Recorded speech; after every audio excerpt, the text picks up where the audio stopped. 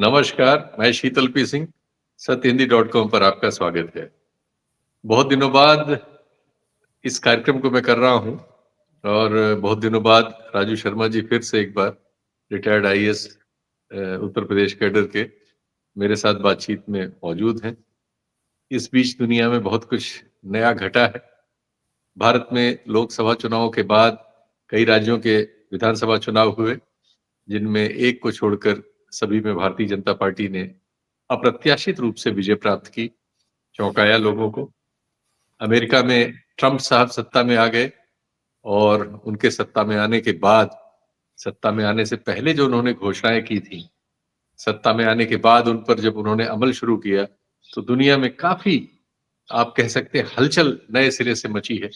हालांकि कुछ ऐसी घटनाएं हैं जिनको लेके आदमी थोड़ा संतोष कर सकता है कि संभवतः जो रूस और उक्रेन में युद्ध चल रहा था, शायद वो अब युद्ध किसी स्तर पर बंद हो जाए।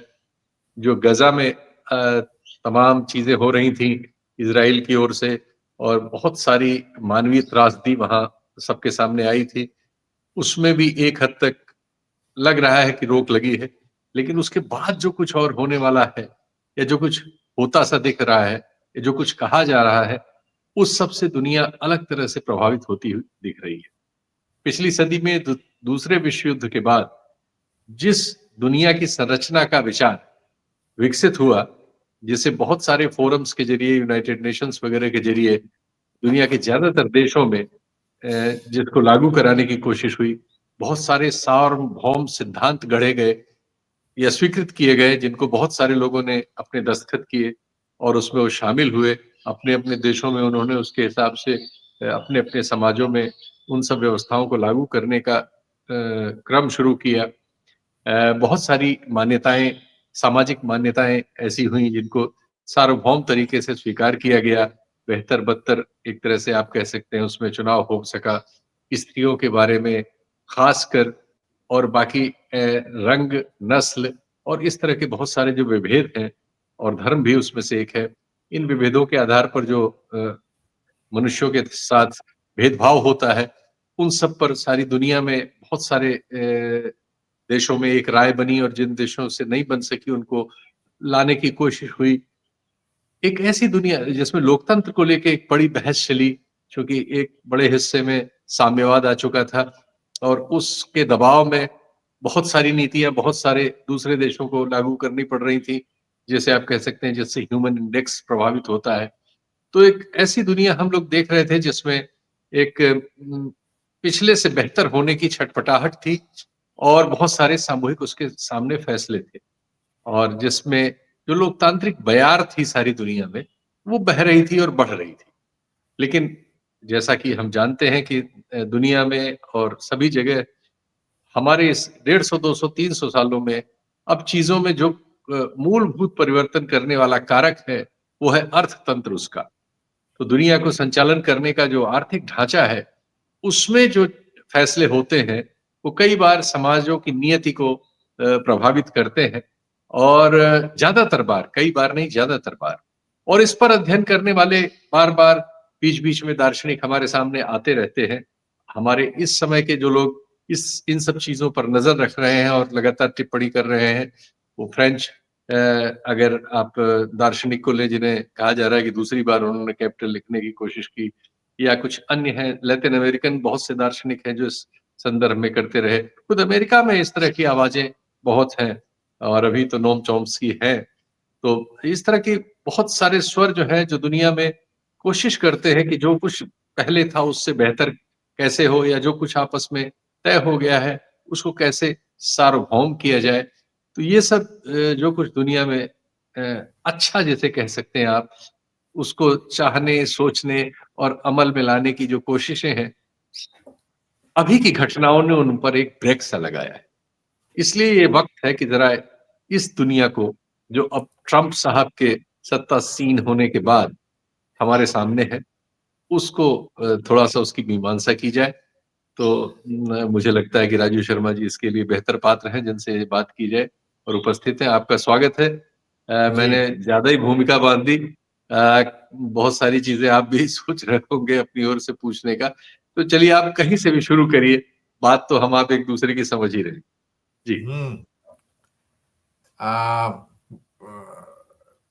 एक शब्द जो जो परिस्थितियां इस समय बन गई हैं, एक तरफ तो हम जहाँ तक भारत का सवाल है, हम लोग पिछले 10 साल में जो भी परिवर्तन इस देश में आया, जी। एक नई तरह की विचारधारा काबिज हो गई और डोमिनेंट हो गई। फोर्थ पार्टी सिस्टम जिसे कहते हैं, जिसमें भाजपा का एकदम वर्चस्व कायम हो गया, एक हिंदू राष्ट्र की परिकल्पना का वर्चस्व कायम हो गया।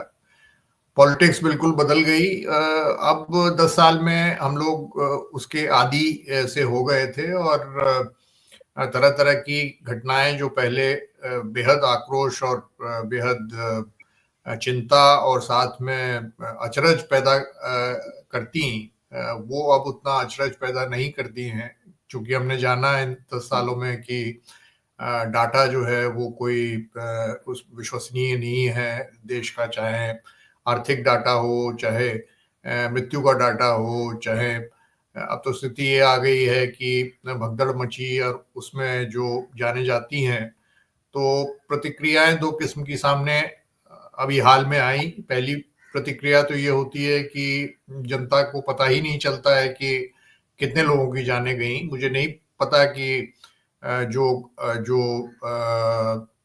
भगदड़ में मौतें उसमें कुंभ में हुई, उसमें कोई आधिकारिक व्यक्तियों के नामों की और उनके पतों के साथ सूचना प्रसारित या उसकी विज्ञप्ति जारी हुई भी है कि नहीं? क्या जारी हुई है कोई आधिकारिक सूची? एक बयान आया था जिसमें 30 लोगों के मारे जाने और 60 से ज्यादा लोगों के घायल होने की बात थी।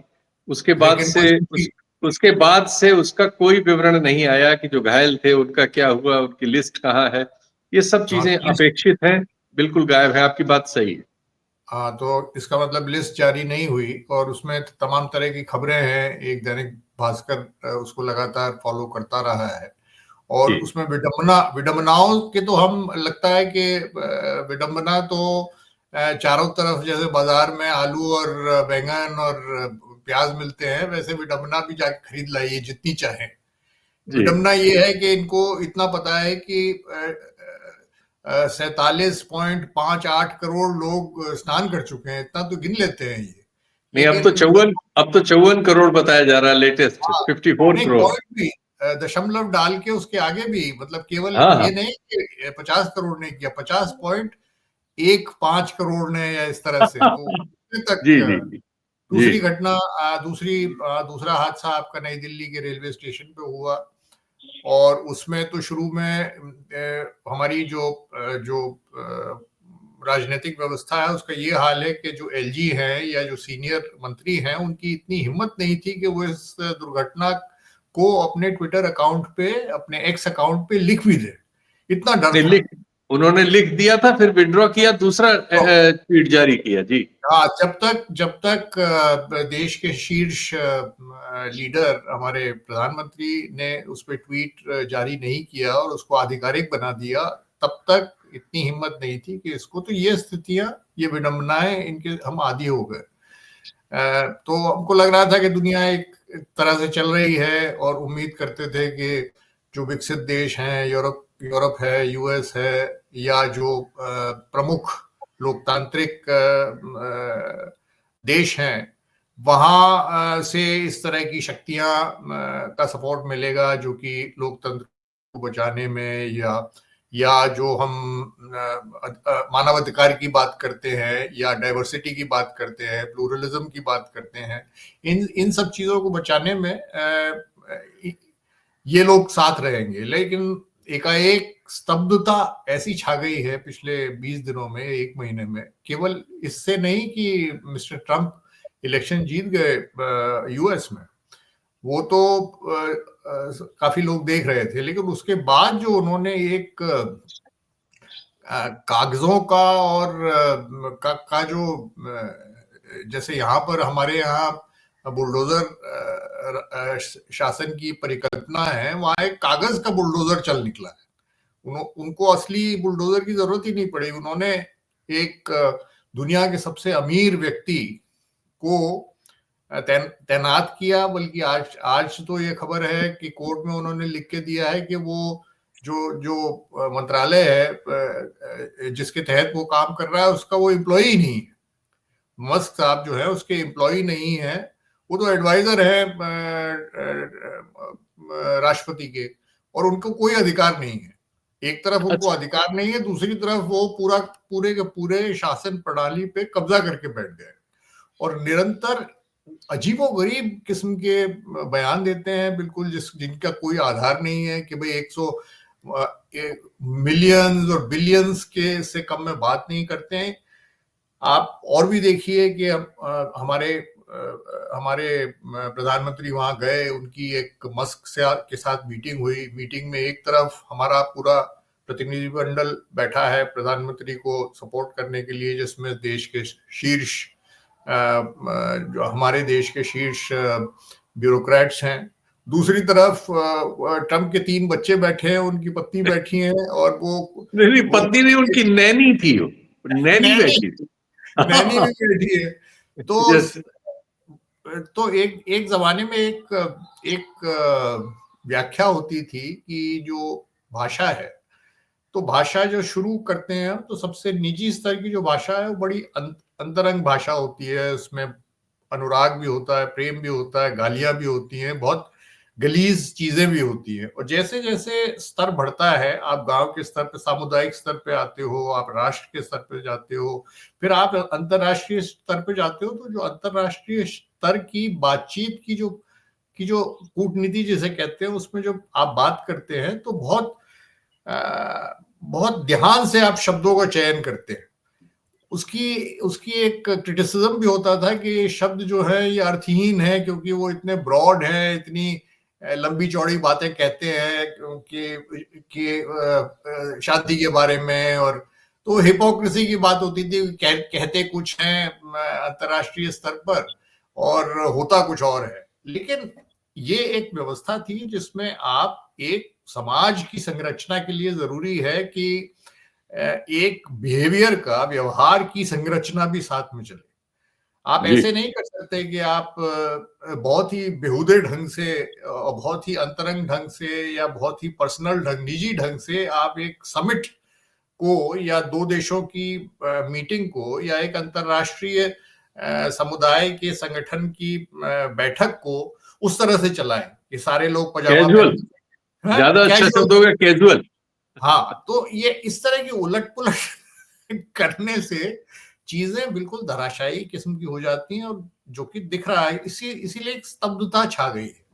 जैसे और उदाहरण दें तो यूएसए के सेक्रेटरी ऑफ स्टेट यूरोप गए। यूरोप जाके उनको खूब डांट लगाई और उनको कहा कि आप लोग जो है बिल्कुल लोकतांत्रिक नहीं है, और आप फ्रीडम ऑफ एक्सप्रेशन, आजादी, बोलने की आजादी नहीं है। ये जो जितनी नाजी पार्टियां हैं आपके यहाँ, ये जो अति दक्षिणपंथी पार्टियां हैं जो कि नाजियों को फेवर करती हैं, जो कि बाहरी लोगों को खदेड़ देना चाहती है, उनको आप तवज्जो नहीं देते, उनको आप शासन में शामिल नहीं करते। ये आप कैसी हरकतें कर रहे हैं? आपसे अपेक्षा नहीं है कि आप इतने लोकतंत्र के खिलाफ हो गए। ये अमेरिका के सेक्रेटरी ऑफ स्टेट उनको नेटो की बैठक में लताड़ रहे। उसकी खैर बाद में उन्होंने कहा कि आप कौन होते हैं हमको ज्ञान देने वाले, आप अपना देखिए वगैरह। प्रेसिडेंट ट्रंप हैं, वो एक भाषण दे रहे हैं कि चलिए हम वहां पे एक गाजा में वो रिवियरा बनाएंगे, बड़े बड़े होटल बनाएंगे, बीच साइड होगी, और वहां पे लोग आराम से रहेंगे और जमीन खरीदेंगे, प्रॉपर्टी खरीदेंगे। तो किसी ने कहा कि भाई वो गाजा के लोगों की जगह है, तो वो क्या करेंगे? बोला वो चाहे तो वो भी आ जाएंगे। ये प्रेसिडेंट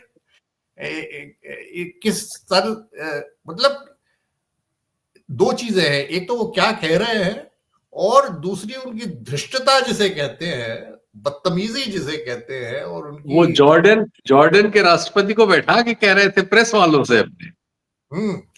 तो वो मैंने साझा प्रेस कॉन्फ्रेंस में यही सब कह रहे थे। तो मैं इन चीजों में मजाक भी होने लगे हैं। जैसे एक मजाक ये कि बार बार यूएस के राष्ट्रपति कह रहे थे कि कनाडा तो हमारा 51वां राज्य बन जाना चाहिए, तुम अकेले क्या कर रहे हो, तुम किसी काम के नहीं हो, तुम बेकार हो, हम दोनों, तुम हमारे राज्य बन जाओ। तो मैंने मजाक में किसी को लिखा कि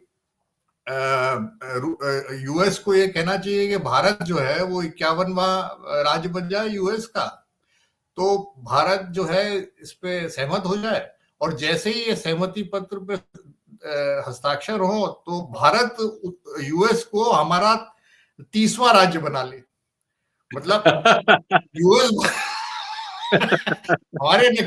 हमारे नक्शे में यूएस जो है वो भारत का 30वां राज्य होगा, 30वां राज्य बन जाए। नक्शे में हम, तो इस तरह से अभी दुनिया क्या चल सकती है। मतलब इस तरह का एक अजीबो गरीब, जहां पे भाषा का कोई अर्थ नहीं रहा, जहां व्यवहार का कोई अर्थ नहीं रहा, जहां पे फ्री फॉर ऑल जिसे हम कहते हैं, वो साक्षात हर स्तर पे चल रहा है। तो जब कोई नियम ही नहीं रहे, आप नियम से बाहर निकल गए, तो आप जिसे ऑर्डर कहते हैं या व्यवस्था कहते हैं, उसकी परिकल्पना आप कैसे कर पा रहे हैं? ये सारे सवाल उठते हैं। अब लगता ये था कि ये चीजें अभूतपूर्व है, पहली बार हो रही है, ऐसा नहीं है। हमको ऐसा लग रहा है क्योंकि हम लोग आदी हो चुके हैं एक इतिहास के जो 100 साल पहले करीब शुरू हुआ था, और आपकी और हमारी तो पूरा जीवन उसी विचारधारा के क्रम में और उसी राजनीतिक पटल के क्रम में बीता है। तो पिछले 10 साल हमारे बिल्कुल अलग हुए, और अब जब हम यूएस में जो हो रहा है वो भी एक हमको एक अजीब सी फीलिंग है कि ऐसा तो कभी पहले नहीं हुआ। लेकिन इंसान की आप अगर गर्त भी देखते हो तो उसके विचार की एक उड़ान भी होती है। मैं थोड़ी आपसे जब बात हुई कि इस पे बात करेंगे, तो मैंने थोड़ा सा सर्च किया गूगल पे, और इत्तेफाक कहो 2 किताबें के बारे में मैंने पढ़ा, जो किताबें मैंने पढ़ी नहीं है लेकिन उनके बारे में पढ़ा, जो 2023 में जारी हुई, और वो इसी प्रकार के प्रश्नों को डील करती हैं। मतलब उन पे आप विश्वास करें या ना करें, उसके साथ आपकी बहस हो सकती है, लेकिन दोनों एक ही चीज को डील करने की कोशिश कर रही हैं। वो ये है कि संसार में समाज का या देशों का या व्यवस्था का उतार और चढ़ाव और उतार, विघटन या उसका बनना किस तरह से साइक्लिक तरीके से चलता है।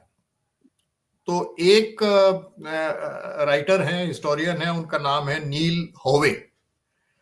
उन्होंने इस तरह की एक, दोनों यूएस के हैं, दोनों यूएस में रहते हैं, लिखते हैं। एक ये जो राइटर है तो यूएस वाले हैं, नील होवे। इनकी एक थियरी जो ये पिछले कई शताब्दियों पर लगाने की कोशिश कर रहे हैं, जिसकी काफी आलोचना भी होती है, और जो वर्तमान स्थिति पे भी वो लगा रहे हैं, वो ये है कि हर 4 जनरेशन में एक टूटन आती है, एक मतलब एक बिल्कुल जिसे कहते हैं कि डिस्ट्रक्शन टाइप का एक विध्वंस किस्म का समाज का होता है, और फिर नए सिरे से वो बनना शुरू होता है।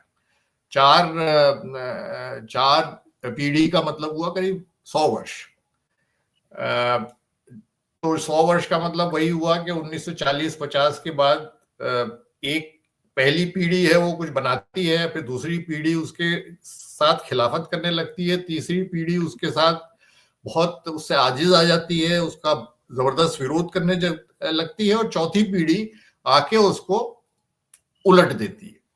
ये उनकी थियरी है जो इस पे लगा रहे हैं। तो एक तरह से आप बिल्कुल समझ गए होंगे कि कैसे आप इसको बिठाओगे इसके वर्तमान। नहीं, काफी बैठ रही है हमारे देश में, ये काफी बैठ रही है बात। हाँ, ठीक है। दूसरी थियरी आपको ज्यादा अपील करेगी, क्योंकि इसकी चर्चा भारत में भी होती है, जब हम, चूंकि काफी बातचीत हमारे जो आर्थिक तंत्र है उस पर होती है। शुरुआत हम करते हैं रेगन और थैचर से, कि भाई उससे न्यू लिबरलिज्म शुरू हुआ, और जो भी प्रोटेक्शन या जो ट्रेड यूनियन की एक पूरी परंपरा थी, सोशल डेमोक्रेसी की परंपरा थी, वो धीरे धीरे न केवल वो कमजोर होने लगी, उनकी खिल्ली उड़ने लगी। और कम्युनिज्म तो समाप्ति हो गया, वो तो बिल्कुल 1991 में धराशायी हो गया, टूट टाट गया आपका। सब लोग, अब तो आप किसी को कहो कि मैं मार्क्सवादी हूं या मैं मार्क्सवाद के साथ संवेदनशील हूं, उसके बारे में संवेदनशील, तो आपके ऊपर हंसेंगे और अब ऐसी स्थिति आ गई है कि आपको कहीं वो पकड़कर किसी जीप में डालकर जेल की तरफ ना ले जाए। तो ऐसी स्थिति हो गई है। लेकिन साथ ही साथ हम लोग ये लगातार पढ़ रहे हैं कि न्यू लिबरलिज्म के आने के बाद असमानता जबरदस्त तरीके से बढ़ी और कुछ लोग बहुत अमीर हो गए और उनका वर्चस्व छाने लगा, बिलियनियर समाज जिसे हम कहते हैं। और जो नीचे का तबका है, बल्कि मिडिल क्लास, नीचे का तबका, दोनों, उनकी जो वेजेस हैं वो या तो एकसार हो गई या घटने लगी। तो एक स्थिति आ गई कि आपकी वेल्थ तो बढ़ रही थी, आपका जो दौलत है वो देशों की, वो बढ़ रही थी, लेकिन वो सारा हिस्सा कहीं ज्यादा तादाद में अमीर लोग हड़प ले रहे थे और नीचे वालों के हाथ कुछ नहीं लग रहा था, जिसकी वजह से पॉपुलिज्म या इस तरह के जो नेता, ट्रंप जैसे नेता, हमारे देश के नेता, ये इन्होंने इसका फायदा उठाया और तरह तरह के झांसे में लेकर या तरह तरह की कथानक बनाकर, जिसमें आपका धर्म भी है, जिसमें आपकी दूसरी तरह की चीजें हैं, उसको वो उन्होंने राज्य पर अपने कब्जे कर लिए। मैं आपसे एक चीज पूछूं आपसे। ये आप अच्छा नहीं, ये आप पूरा सुन लीजिए, मैं केवल आपको सुना दी। कि ये दूसरे जो राइटर है, इनका नाम पीटर टर्चिन है, और इनकी थियरी या इनकी जो ये अपनी किताब में लिखते हैं, वो उन्होंने एक शब्द, फ्रेज इजाद किया है, over production of elites. Elite का जरूरत से ज्यादा उत्पादन, कि एलिट की संख्या जरूरत से ज्यादा बहुत बढ़ जाए तो उसका समाज पे क्या प्रभाव होता है। तो वो ये तर्क देते हैं कि सभी समाज में नकारात्मक प्रवृत्तियों के पीछे व्यापक रूप से दो प्रमुख ताकतें काम करती हैं। पहली है एक विकृत धन पंप की उपस्थिति। अब ये देखिए, आप ये टर्मिनोलॉजी देखिए, धन पंप, एक पंप। अंग्रेजी में क्या है इसका? अंग्रेजी में क्या है? वेल्थ पंप का। अच्छा, पंप, वेल्थ पंप, जो वर्षों तक अधिक समान धन वितरण के बाद गरीबों से लेकर अमीरों को देता है। मतलब बहुत ज्यादा पैसा वो गरीबों से लेकर अमीरों को देता है। 1983 में अमेरिका में कम से कम 10 मिलियन की संपत्ति वाले 66,000 परिवार थे, लेकिन 2019 में मुद्रास्फीति को समायोजित करने के बाद ये संख्या बढ़कर 6,93,000 हो गई।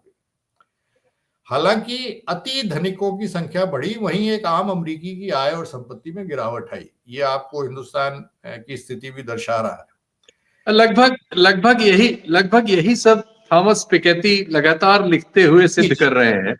ये वो थ्योरी वहीं से आ रही है। थॉमस पिकेटी ने ही इस पे सबसे बेहतर काम किया, थॉरो काम किया।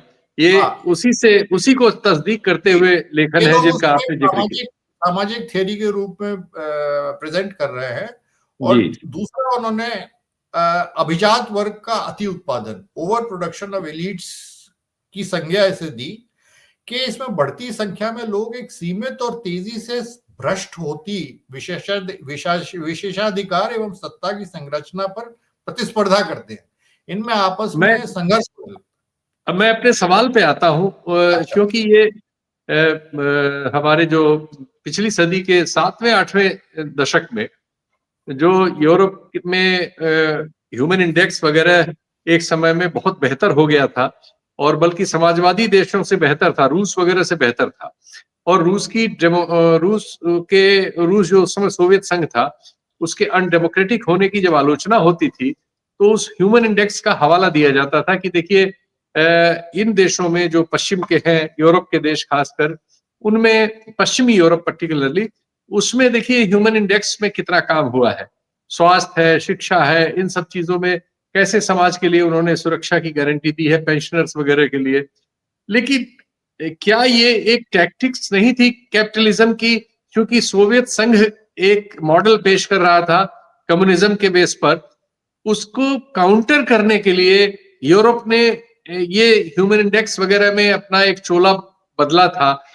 अब जब सोवियत संघ नहीं रहा और वो दबाव नहीं रहा कि दो व्यवस्थाओं की प्रतिस्पर्धा हो और उसमें कौन ज्यादा मानवीय है इसका सवाल हो, ये सवाल जब खत्म हो गया या कमजोर हो गया सोवियत संघ के ढहने के बाद, तो अब पूंजीवाद जो है, कैपिटलिज्म जो है, अपने असली रूप में फिर से आ रहा है, जिसमें धन का संकेंद्रण हो रहा है। और जो आपने बताया थैचर वगैरह के बाद जो न्यू लिबरलिज्म आया है, उसमें अब धन का संकेंद्रण होता हुआ दिख रहा है बहुत थोड़े हाथों में, और बाकी आबादी से चीजें ज्यादा से ज्यादा खींचने और उनको उनके श्रम का कम मूल्य देने की जो तर्क प्रणाली है कैपिटलिज्म की, उसका इम्प्लीमेंटेशन हो रहा है। नहीं, आप बिल्कुल ये बात तो आप बिल्कुल सही कह रहे हैं कि जो जो पूंजीवाद की जो शक्ल है या पूंजीवाद का जो का जो सबसे निजी रूप है, जिस पर अगर जो संतुलित अगर ना हो या जिसका रेगुलेशन ना हो, वो अपने, जिसको आप पशुवृत्ति भी कहते हैं, एनिमल इंस्टिंक्ट्स, वो तो यही है कि सब कुछ हमारा और बाकी लोग दास। जो एक दासता का एक पूरी प्रणाली थी, उसी के नए रूप हमको देखने को मिलते हैं। आप अगर ये देखें कि इस समय साइबर क्राइम की जो कहानियां सामने आती हैं कि साउथ ईस्ट एशिया में हजारों लोग, लाखों लोग अलग अलग देशों से फुसलाकर बुलाए जाते हैं और वहां पे उनको एक कैद की सी स्थिति में रखा जाता है, और वो साइबर क्राइम कर रहे हैं, एक तरह से डकैत बना दिया है उनको। आप दूसरे तरीके से धन का अर्जन कर रहे हैं, लेकिन वो पहले आप घोड़े पे जाते थे खजाना लूटने के लिए, अब आप अलग अलग तरीकों के मेथड यूज करके, कंप्यूटर मेथड यूज करके, या आप डिजिटल अरेस्ट और इस तरह की तरकीबें यूज करके आप साइबर क्राइम्स कर रहे हो। तो या जो लोग इस समय भारत भेजे जा रहे हैं यूएस से अमरीकी जहाजों में हथकड़ियां डालकर, जो यहाँ से गए बिना किसी कागजों के यूएस चले गए, तो वो भी एक उसी तरह की स्थितियां हैं जैसे एक जमाने में लोग जाते थे और वहां पर वहां के फार्म्स पे काम करते थे। अब जाते हैं और इलीगली जो मॉडर्न इंडस्ट्री है उसमें काम कर रहे हैं। तो जो पूंजीवाद का अनियंत्रित चेहरा है, अगर समाज उसके ऊपर अंकुश नहीं डालता है तो वो तो बहुत ही गंदा और खतरनाक होता है। ये भी बात आपकी सही है कि कम्युनिज्म जब आया था तो उसने भावना के स्तर पर एक इंसान को एक उम्मीद दी थी, लेकिन ये दूसरी चीज भी सही है कि उसमें वो टोटलिटेरियन एक एकाधिकार का समाज बना और उसमें तमाम तरह की बेहद अत्याचार किए और अन्याय हुए। इसमें कोई शक नहीं, लेकिन अब हम फिर से विडंबना पे आते हैं कि जिस देश ने लीड की थी इस पूरी चीज को कि सोवियत रशिया एक इवल राष्ट्र है, जो एक्सेस ऑफ इवल और इस तरह की बातें कही गई, जिसमें जो इस्लाम के खिलाफ भी कही गई और कम्युनिज्म के खिलाफ, तो वो बिल्कुल 50 साल उनके इसी में निकले कि वो सारी एनर्जी जाती थी उनकी कम्युनिज्म को इवल बनाने में। सारा हॉलीवुड की फिल्म का ढांचा लगभग सारा प्रोपेगेंडा वही था जी। हाँ, लेकिन अब स्थिति आ गई है कि वही देश अपने यूरोपीय साथियों को छोड़कर, लोकतंत्र को छोड़कर, या जो भी व्यवस्थाएं उस समय थी, जो यूएन की डिक्लेरेशन है राइट्स के, अधिकार के अधिकार, मौलिक अधिकार भी होते हैं, उसके बाद इकोनॉमिक अधिकार होते हैं, पॉलिटिकल अधिकार होते हैं, उनको छोड़ छाड़ कर अब वो ये एकाधिकार की व्यवस्थाओं को का अनुसरण कर रहा है एक दूसरे रास्ते से वहां पहुंच के, जिसकी सबसे बड़ी, आप उसको, जो नाजी जर्मनी था, जिस तरह की व्यवस्था वहां थी, आप उसका एक बहुत मॉडर्न रूप में उसकी अपनी उपस्थिति वो दिखा रहा है। तो वो बहस अब विकृत हो गई है। ये कहना कि भाई या ये इस तरह की स्टेटमेंट्स अब अर्थहीन हो गई हैं कि वो कहें कि भाई आप हमारे यहाँ आजादी ज्यादा है, आपके यहाँ आजादी कम है वगैरह। तो उस लिहाज से अब हम ऐसी स्थिति में आ गए हैं जहां पर तीन राष्ट्रपति ऐसे हैं, यूएस का राष्ट्रपति और चीन का लीडर और रशिया का राष्ट्रपति, जो एक तरफ नजर आ रहे हैं और एक दूसरे को पसंद करते हैं और एक दूसरे को, और एक तरह से जैसे ये अब एक जो मोनार्की पहले होती थी, नेपोलियन को याद कीजिए आप, बिस्मार्क को याद कीजिए आप, कि भाई एक व्यक्ति है, उसका उसका शासन चलता है, वो जो कहता है वही कानून है। अब वही व्यवस्था को स्थापित करने की, सिवाय इसके कि पहले वो गॉड गिवन होता था, मोनार्क जो है वो जार है, वो अपने परिवार के हिसाब से जार है। अब एक इलेक्शन होगा, बस इलेक्शन में जो जीतेगा, जो लोकतंत्र की अहमियत अब केवल इलेक्शन तक सीमित होकर रह गई है कि आप एक इलेक्शन करेंगे, जनता ये मानेगी इलेक्शन लेजिटिमेट है। जनता नहीं मानेगी तो उपद्रव होगा, जैसे बांग्लादेश में हुआ, जैसे श्रीलंका में हुआ। जनता ने मान लिया हाँ ये इलेक्शन है, आप 51% वोट ले आए, तो आप ये नहीं कि आप इंस्टीट्यूशंस के माध्यम से या एक संवैधानिक ढांचे के माध्यम से आप गवर्न करेंगे या आप प्रशासन चलाएंगे। उसके बाद मान्यता जो बनाई जा रही है वो ये है कि अगर मैंने इलेक्शन जीत लिया तो मैं ही सर्वे सर्वा। और ट्रंप ने तो इन शब्दों में उसको कह भी दिया। उसने कहा कि प्रेसिडेंट जो भी करता है अमेरिका का, वो अनकॉन्स्टिट्यूशनल हो ही नहीं सकता, असंवैधानिक हो ही नहीं सकता, क्योंकि वो जो भी काम करता है वो राष्ट्रीय हित में करता है। अच्छा। अगर प्रेसिडेंट मर्डर भी करेगा तो राष्ट्रीय हित में है, तो राष्ट्रीय हित में मर्डर है वो। तो वो कैसे हो गया? आप उसको क्रिमिनल एक्ट कैसे कह सकते हो? वो अपराध कैसे हो गया? जो भी आप काम, तो ये तो आप आगे निकल गए नेपोलियन से भी। नेपोलियन कम से कम ये सारी चीजें कहता नहीं था। राजा, आप भाई राजाओं को आपने कभी सुना है इस तरह से बदतमीजी की भाषा में बात करते हुए या गालियां देते हुए? वो अपने दूरी एक बना के रखते थे, उनका लोग बस आके उनके हाथ चूमते थे या बस पैरों में लेट जाते थे। तो एक पूरा एक हिसाब किताब रहता था कि भाई ये स्वर्ग के हैं या ये देवलोक के, ये इंसान नहीं है। मतलब इनकी, जैसे हमारे प्रधानमंत्री ने भी कहा था कि उनको एक उनकी एक से कुछ है, कनेक्शन है उनका। जी, नहीं कनेक्शन नहीं, उन्होंने कहा था कि वो तो परामानव है भाई। हाँ, तो नहीं, बाद में मानव, वो बाद में चुनाव के बाद फिर से मानव हुए, पहले तो परामानव हो गए थे चुनाव से पहले। तो लेकिन यहाँ पे इन्होंने व्याख्या उसको डिफरेंट कर दी कि जो हम नेता है तो हम तो राष्ट्रीय हित में हर काम करते हैं, तो जो राष्ट्रीय हित में हम जो भी करेंगे वो तो संविधान का कोई मतलब, वो ये कह रहा है कि संविधान is meaningless, courts are meaningless, ये सब वही करेंगे जो मेरे मुंह से बोल फूटेंगे, देश ऐसे ही चलेगा। तो ये तो डिक्टेटरशिप खुले खुले में है। बस वो आवरण एक इलेक्शन का जरूर बचा है, उसको गिव अप नहीं कर रहे हैं, क्योंकि वो मोहर देता है आपको एक डिक्टेटर बनने के लिए। तो ऐसी स्थितियों में हम इस समय जी रहे हैं। इसी बात पे इसको रोकते हैं कार्यक्रम को। आपने ये जो एंड किया ये कमाल है। और वैसे हम लोगों की बातचीत जो है, कई बार इसको आलोचक बताते हैं कि आप लोग कैसी कैसी बातें करते हैं, लेकिन ऐसी बातें भी करने का कभी कभी मन करता है। आज मन था तो आज राजू शर्मा जी से ये बात हो गई। बताइएगा कैसा आपको लगा, फिर आपसे मुलाकात होगी और फिर बात करेंगे। नमस्कार, जी धन्यवाद। नमस्कार।